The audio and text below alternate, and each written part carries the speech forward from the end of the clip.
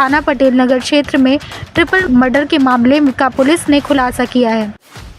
एक महिला के शव के साथ 2 बच्चों के शव को बरामद किया गया था।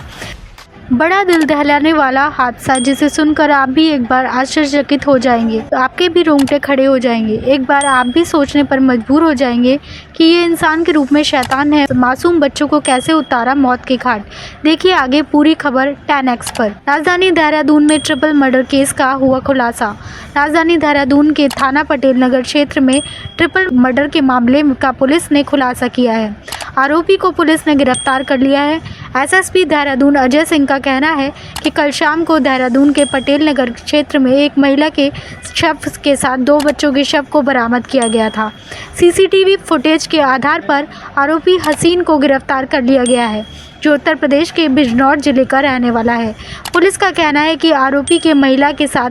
संबंध थे। ऐसे में महिला आरोपी के साथ रहना चाहती थी, मगर आर्थिक तंगी के होने की वजह से वो महिला को अपने पास नहीं रख पा रहा था। ऐसे में महिला अपने प्रेमी के साथ रहने के लिए दबाव बना रही थी, जिसको लेकर दोनों के बीच वाद विवाद चल रहा था। पुलिस का कहना है कि महिला की गला दबाकर हत्या कर दी गई। मासूम बच्चों को भी मौत के घाट उतार दिया गया। पुलिस मामले की जांच कर रही है और आरोपी को गिरफ्तार कर लिया गया है। इसमें 25 तारीख की देर सायंस कंट्रोल रूम में सूचना प्राप्त हुई थी कि एक बड़ो वाला में एक नाला है जो फॉरेस्ट से लगा हुआ, वहां पर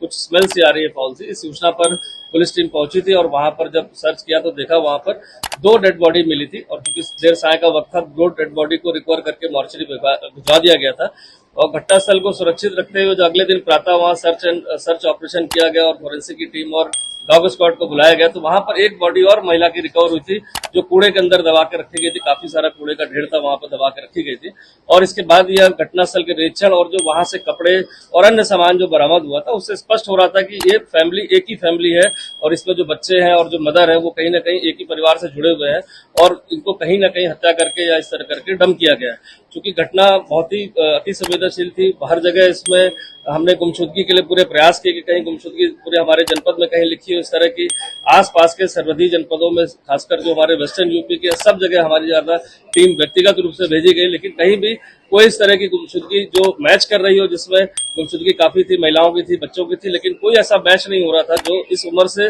मेल खा रहा हो। इसके बाद हमारे द्वारा जो है वहां पर जब घटनास्थल का बारीकी का निरीक्षण किया गया तो वहां पर एक रोडवेज बस का एक टिकट मिला था जो जिसके नंबर वगैरह घिस गए थे, लेकिन उस सीरीज को देखते हुए हमने सारे कॉम्बिनेशन पर जो उसको ट्राई किया और ये पता चला कि एक बस जो नेटौर से चली थी वहां पर 2 लोग इसमें चढ़े थे जो एक थे और वो टिकट उन्हीं का प्रतीत होते हुए हमने पूरा अंदाजा लगाते हुए सीसीटीवी फुटेज बस स्टैंड की ली तो वहां पर वो महिला और बच्चे एक संदिग्ध मोटरसाइकिल पर बैठ के जाते दिखाई दिए रात्रि में 10:30 बजे के करीब। जो उससे ऐसा क्लियर हो गया था कि इनको कहीं ना कहीं कोई मोटरसाइकिल पे बैठा के ले गया।